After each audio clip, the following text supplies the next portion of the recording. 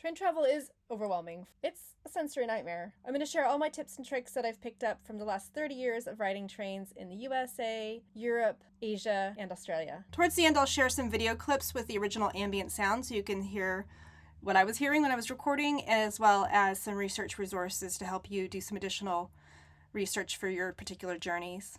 By the way, I'm here in my sister's attic storage room, hence the decor. Hopefully you can ignore that and we'll move on. Use this as a general guide because trains definitely vary from country to country, even from route to route. If you have any comments or questions, drop them below. I'll try to answer them. The preparation before you go. I think you might want to start earlier if you're less familiar with this. Otherwise, maybe it depends if you have to buy your tickets well in advance because it's huge savings. Then again, that it's just going to vary depending on the situation. But I know that there are some long distance routes that are really infrequent. So say something like the Indian Pacific, those ones you need to book months in advance. But if it's just like a regional train in the UK, then you could probably get away with booking it. If you weren't too worried about getting the cheapest fare possible, you could book it a day in advance, sometimes even on the day. Before I go, I like to think about what I need in terms of comfort. So that I treat it almost like I would a flight if it's a long distance train. So things like eye masks or noise canceling headphones, snacks, comfortable clothing, something to drink, a power bank. You can see my video here where I talk about all of those things. Also, it's worth mentioning that in between stations, there might not be a signal. So what I often like to do is download content to my phone or to my tablet ahead of time so I have something to watch if I'm not just playing games. But a lot of times these games, they require a connection. So yeah, I would prepare for offline moments. Actually, trains are really good for podcasts. You're also welcome to look out the window. You can either see like some wonderful countryside or inside people's back gardens. Okay, so the other thing to mention is to understand the stations in advance. If you can, go to the station in person and see things like where are the entrances. So in England, there will be like an entrance that goes through the station itself. But if the station is closed because it's after hours or it's a Sunday, then the station's not staffed. So they close off the station building. And so you have to look for the other entrance. And so sometimes that's going to be like stairs and ramps and all of that good stuff. So it's always a good idea to check that out ahead of time. I would also suggest that you figure out which platform you need to be on if it's one of these smaller stations, because if it's just a line going one in each direction, you'll know which side you'll need to be on depending on the direction of that train. Whereas if it's one of those larger mainline stations, there's usually a pretty good guess around what track or what platform you need to be on. Within the station itself, see if there's any special access you need. I know that I've encountered elevators that are out of order multiple times, which is really annoying. And so having to go up and down stairs with bags, awful. Also good to know if there's specific amenities you want or you might need at the station. So if you need to speak to staff or if restrooms, cafes, all of that kind of good stuff. They're not, at least in my experience, they're not always open. Should be open during the more peak hours of when train travel is happening. And thinking as well about how your journey is timed throughout the day. So peak hours in the morning tend to be like 7 to 9, or actually no, maybe like 8 to 10. It probably does vary depending on where you are. And then in the evening, it'd be something like 5 to 7. And those are generally not the best times to travel because you might not get a seat. In the UK, you can get a little badge that says, please offer me a seat, which people find a little bit more useful if they don't feel comfortable asking for a seat, or you'll have to stand. It's not good. So if you can, avoid traveling during those peak times if you're in a commuting type of city, especially if you have lots of bags. I would say the exception to that is if you're on a route that is clearly designated for the airport. So in Sydney, there's a train that stops at the airport and there's all sorts of bags on that. So that's definitely expected. But if you're just sort of traveling across town to get to your accommodation, yeah, it can be kind of unpleasant and best avoided. On some of the long distance trains, you can check your bags. Otherwise, you'll be carrying your luggage with you or having to use racks on the train. So I'll explain that in a minute. There's usually multiple ways to buy tickets. So off the top of my head, the ways that I'm aware of are you can buy them in person if you get there when the station is open and there's a ticket window open. You can also buy them on an app. You can buy them on the website, or there's ticket machines. And I've used all of them. I sort of prefer, if I can, just get it on my phone, especially if it's just like an e-ticket and I can just scan a code, rather than trying to worry about printed tickets. Sometimes if you buy tickets on an app, then instead of an e-ticket, you'll have to go print the ticket. So if you can, pay very close attention to that, because you'll need to allow extra time to go collect your ticket from the station.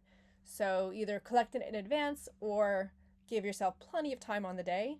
On longer routes, you might have the option to have an assigned seat, or you'll just get an assigned seat, or it'll just be random. You just don't know.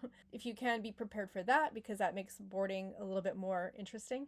If you are buying in advance, I know that Amtrak in the US has lots of deals on at any one time, so you can see if any of those deals apply to you. In the UK, there are rail cards that are bought on an annual basis. I have, for example, the network rail card, and it gives me 1/3 off all rail journeys, and they are anything that's off peak, so like not during those rush hour, and it usually pays for itself within a couple journeys. On my last trip to Europe, I took Flixbus to Slovenia, and then I actually bought a ticket to the next train in a regional town from the ticket booth. Then the person was really helpful, and I just did that because I thought it was going to be easier than trying to figure out how to buy a ticket when I just first got to the country. And then later on in the trip, I bought a round trip ticket from the ticket machine at the station, and that was absolutely fine also, because you could choose your language. I also remember I looked up what the timetables were on the website on my phone as part of the planning, and that was really helpful, because as it turned out, they weren't very frequent.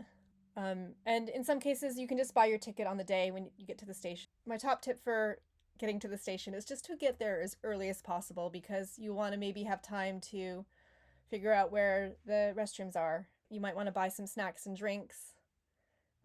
Or if there's a waiting room or a lounge, you can just get settled in there and wait for your train. They will always have the departures board visible, so you won't miss your train. The main area of a station is usually very, very hectic. I know that in London, they are just so busy and giant. In a lot of cases, there won't be enough seats, because it's just they need to accommodate for people flowing through the station.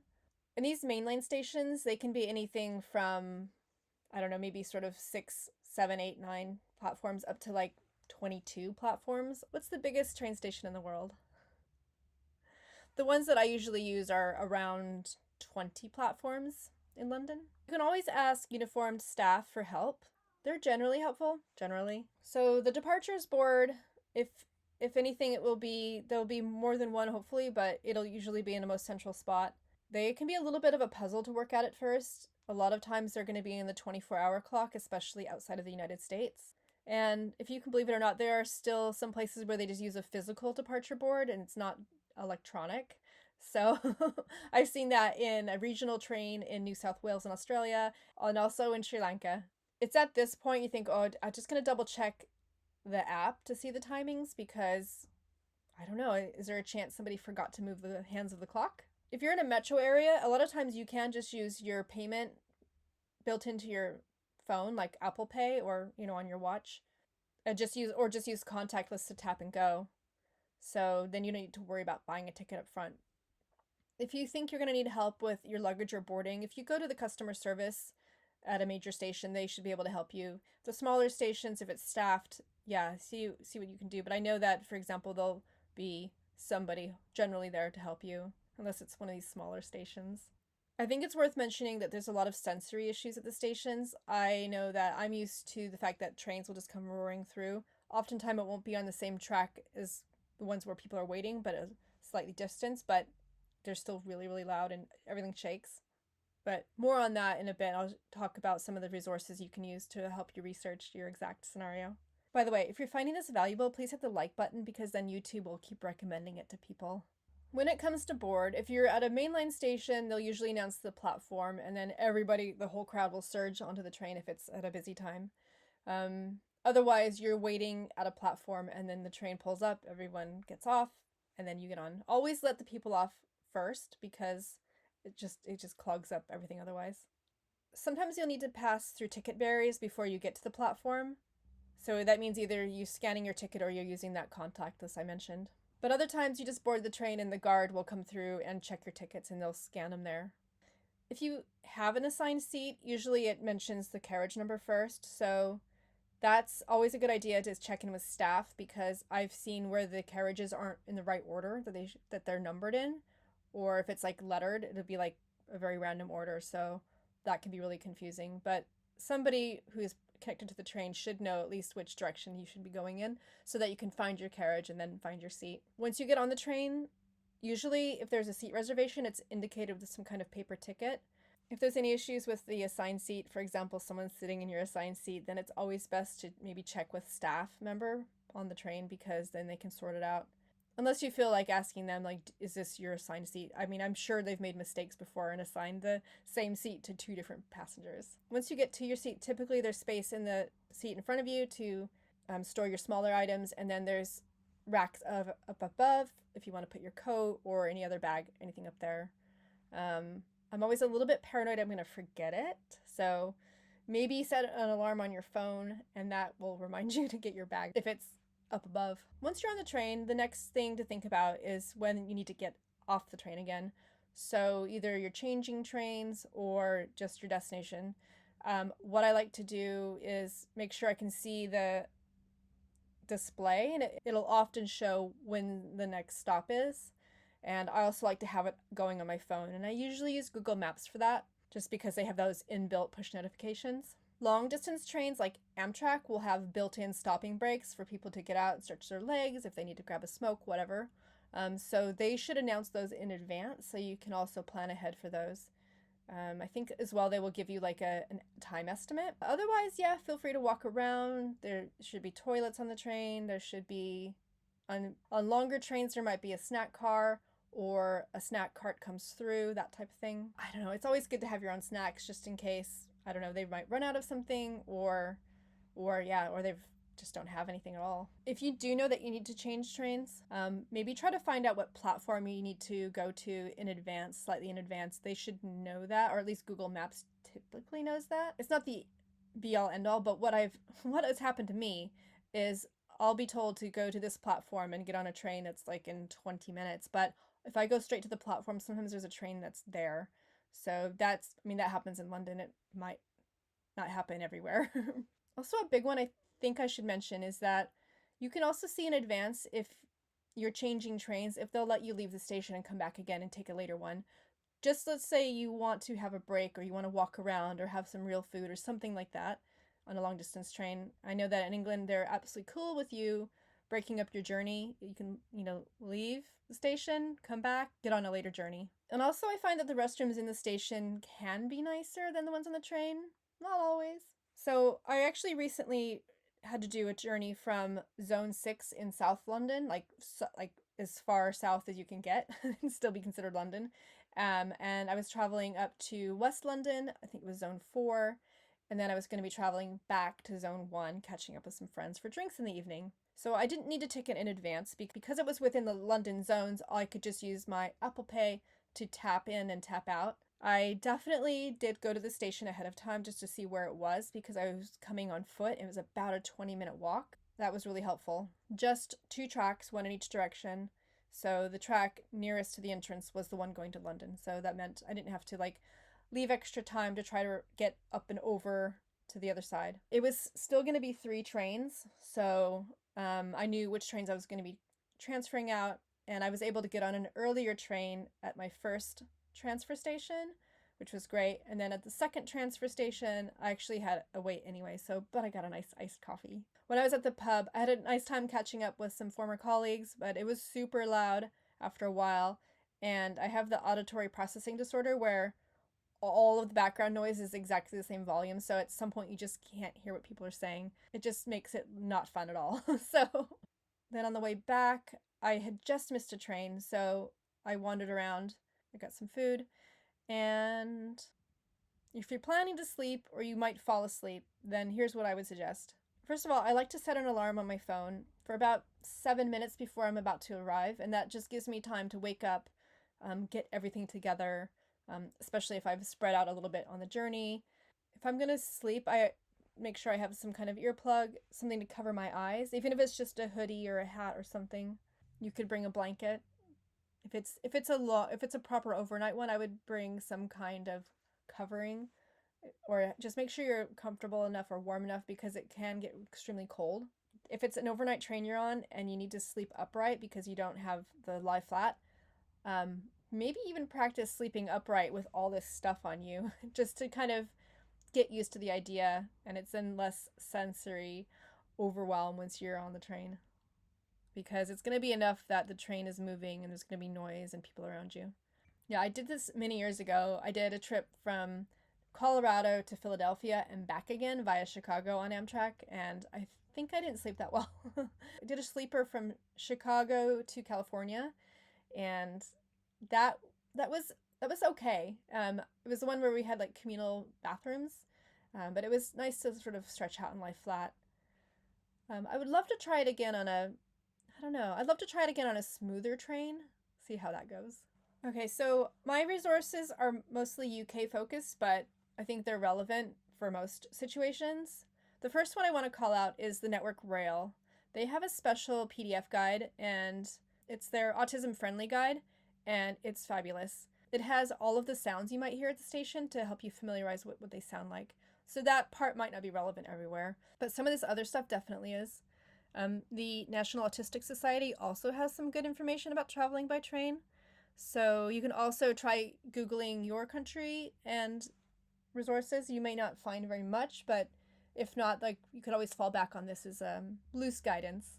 I found also that some of the train operators' websites were really good information. This is the one for Slovenia, and it explains the different types of trains, because when I was there, I was looking at the departure board and I was like, I don't know what the difference between EC is and LP and bus. Well, I guess what bus was. It turns out I was right. That's a bus replacement service. So if the train can't run on the tracks, or if they're doing maintenance for whatever reason, they will set up a bus replacement.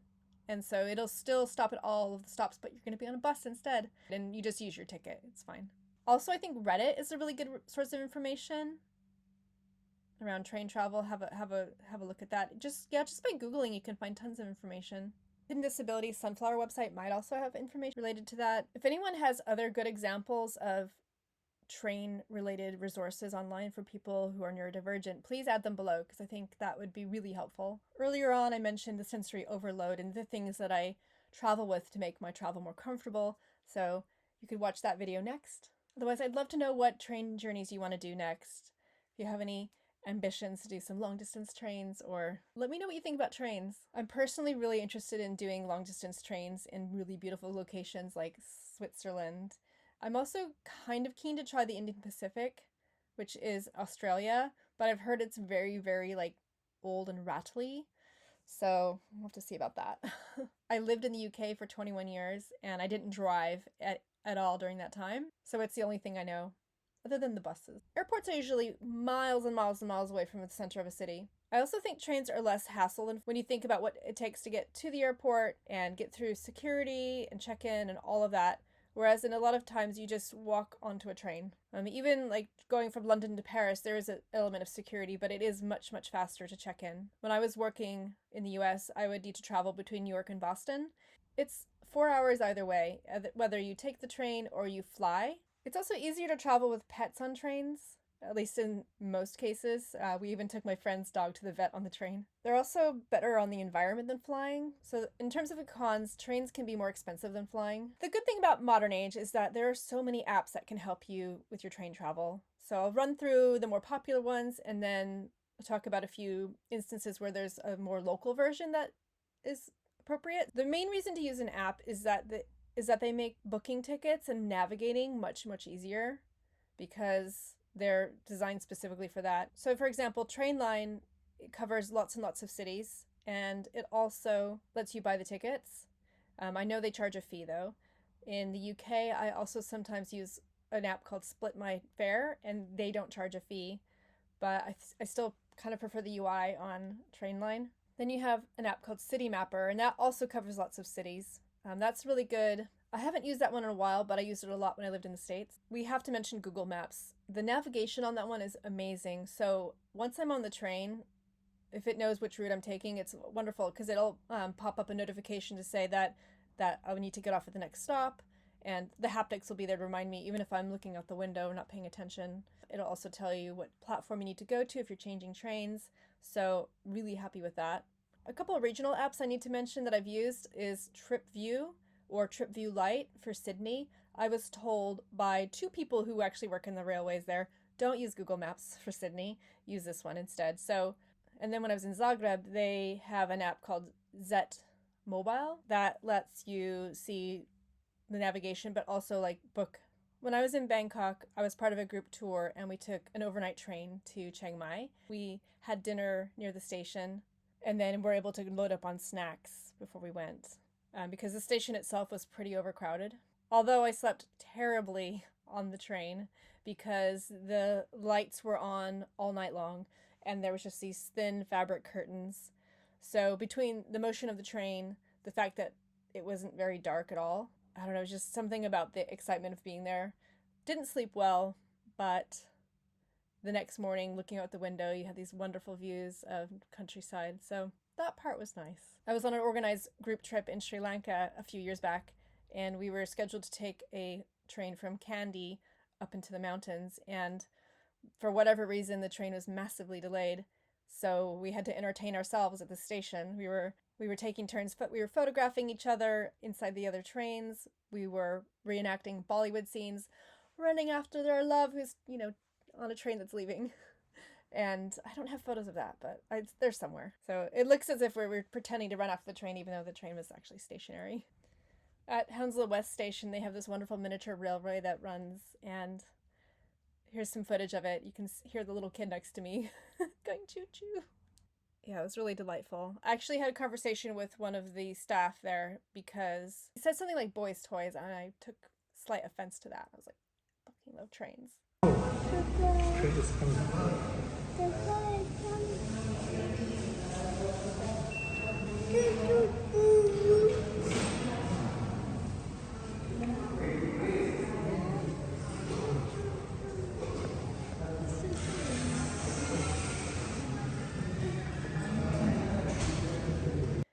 At Zagreb Station, there were trains old and new, so you can see a variety here.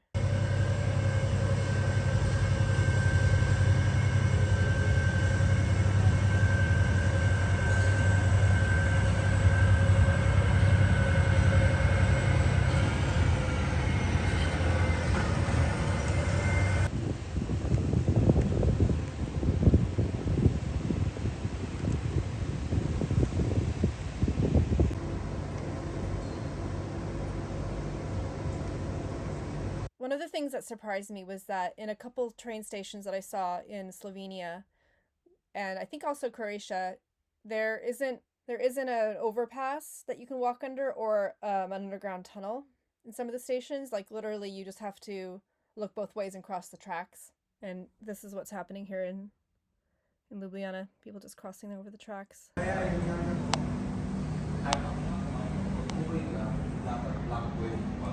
The train station in central Ljubljana does also have the underground access. In fact, there's built-in ramps that bicycles were using, I guess, to help them get from one side of the station to the other. Stations themselves can be really noisy, so it's not just trains or announcements, but sometimes the other passengers. So while I was changing trains when I was in Slovenia, some of the other passengers decided to turn it into an impromptu dance party while we were waiting for our delayed train.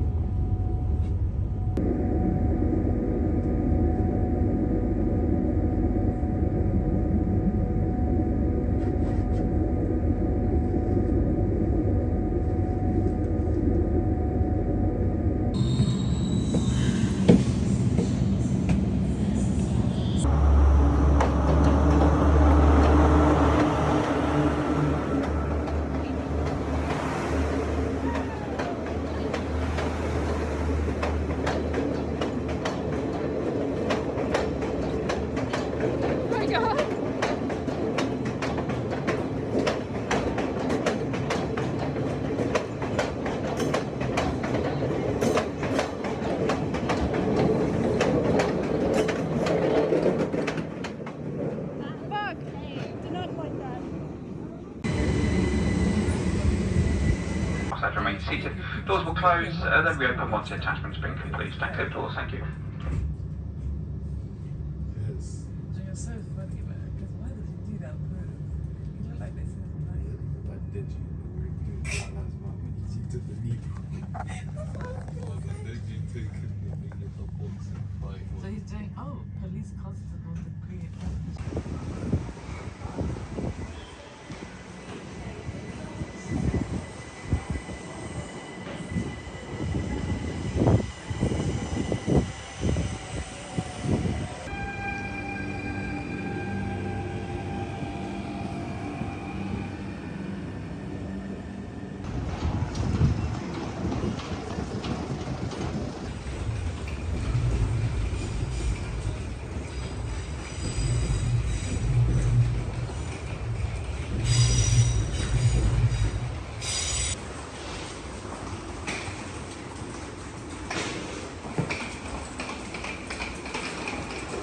Passengers using the subway.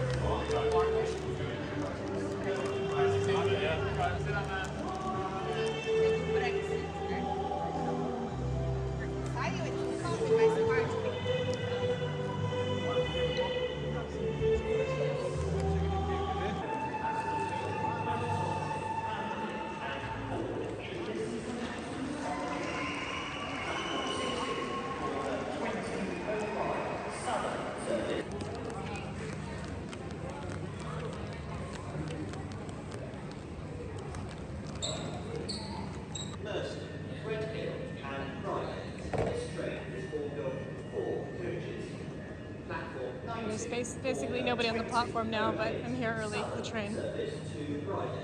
Please note, some of the lifts at Clapham Junction and East Croydon are currently out of service. Please speak to a member of staff if you need further assistance. Well, there's nobody here. So the train goes in about 7 minutes. So I'm just gonna hop on and hopefully find a little table because I have all my snacks.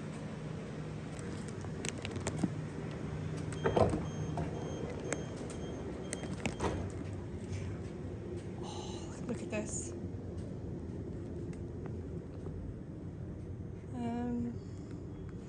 That'll do nicely.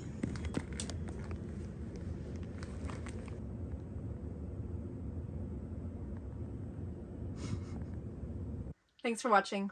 Bye for now.